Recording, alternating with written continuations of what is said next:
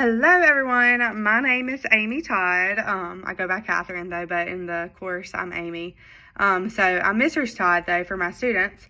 And this is my recorded response for Module 4, covering Chapters 5 and 6.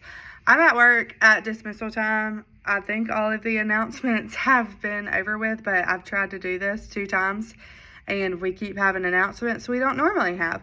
That's usually how it goes, though. But I'm just going to jump right into the questions. And question 1 was when you and your colleagues are faced with a change, whether minor or major, look at the 10 tips for dealing with change on the table and identify your top 3 and explain why I chose each one, and share examples or stories that support my choices. Okay, so one of the biggest changes I've experienced as a teacher was when in my old district, they brought in brand new administration, like all brand new team, like everyone, counselor, principal, AP, everyone was new, psychologist, after I had the same administration for like 3 years. They came in and they were extremely data driven. Our school was a failing school, Title I, all the numbers looked horrible. And so they came in extremely data driven, but it was mainly quantitative data. They were looking at numbers mattered to them, and names did not, and teacher opinions did not. They were just literally quantitative data. We had weekly data meetings, and it became very overwhelming because they weren't looking at the whole child, like I said, or listening to any of the teachers' perspectives. And because of this, the morale across the school dropped dramatically. People were burned out. They were talking negatively. And by the next year, a large number of the staff had left. And I actually ended up leaving the following year after that year due to the morale. It was horrible. And I really wasn't affected as much as the regular ed teachers were, because I'm a special ed teacher and I was self-contained, and they kind of put us just on the back burner because I feel like special ed always gets put on the back burner. We talked a little bit about data and just making sure the GAA numbers were under that 1%, but they really didn't bother me. But the morale was so bad that it was miserable to go to work, which was a very huge change for me because the morale was so good in the previous years. But the 3 tips from the table that really stand out to me are: 1, learn from previous experiences, because that year showed me exactly what happens when change is not balanced with empathy. I now use that experience as a guide for how to support people during transitions, because that is very hard to do in transition to changes, because it just is. And I didn't realize how hard it was until I left schools and also was in that experience at the time. Number 2, conduct yourself in a thoughtful and caring way during stressful times. So I made it my goal to be a calm and supportive voice for my coworkers during that time, even when things were really tough. Like I said, special ed really wasn't bothered, and so I was really trying to be supportive for my gen ed friends because they were just so burnt out.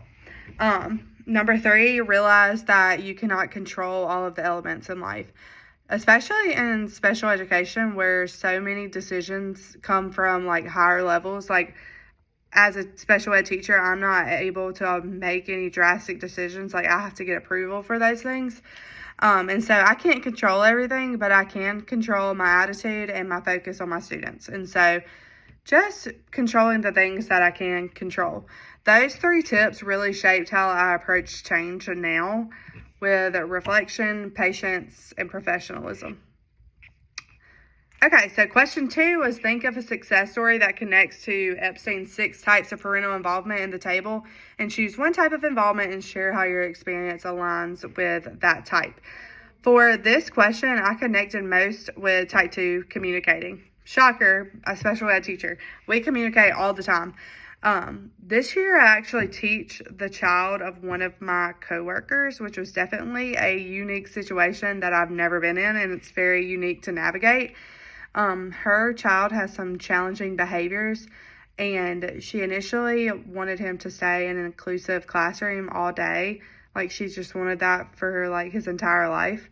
And he was not, like, all last year. He went a little bit into the inclusive setting and the co-taught setting, and they changed his services going into first grade, which is what I teach, to be more inclusive because they thought he was ready. But we ended up having a meeting about mid-September about changing his services back to being more small group. And I knew it would be awkward since she is a colleague and a parent. But through consistent communication, honesty, and empathy, we built that trust together. And she realized that I truly had his best interests at heart, and she supported that change. So since then, he's been doing so much better, like behaviorally and academically. And that experience really reinforced how crucial communication is in special education.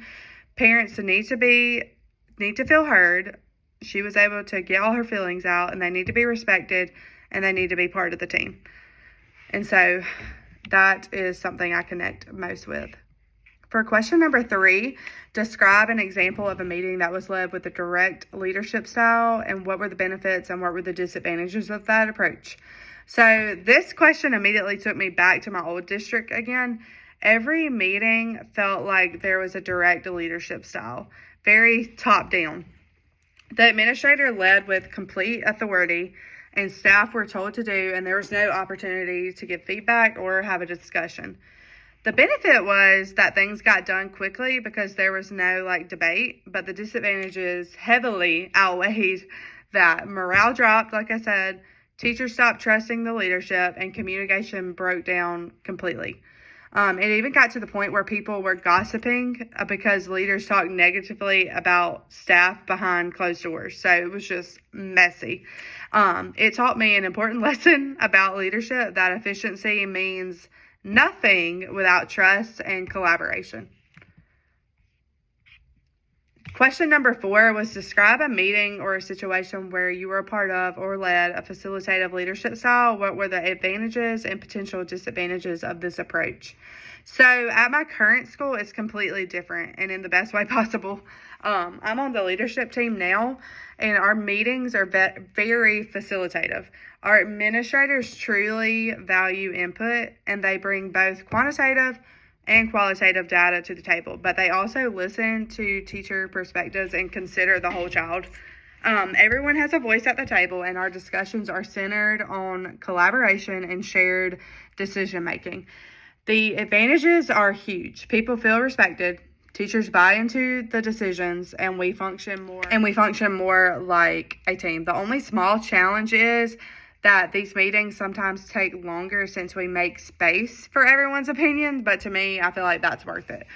The guidelines for facilitating successful groups in Table 6, like being inclusive, staying focused, and improving the group's mood, really describe how our team works together. It's positive, professional, and productive. So overall, I've learned that real teacher leadership is built on relationships, communication, and trust, whether it's parents, colleagues, or administrators. Thank you for listening to my Chapter 5 and 6 responses.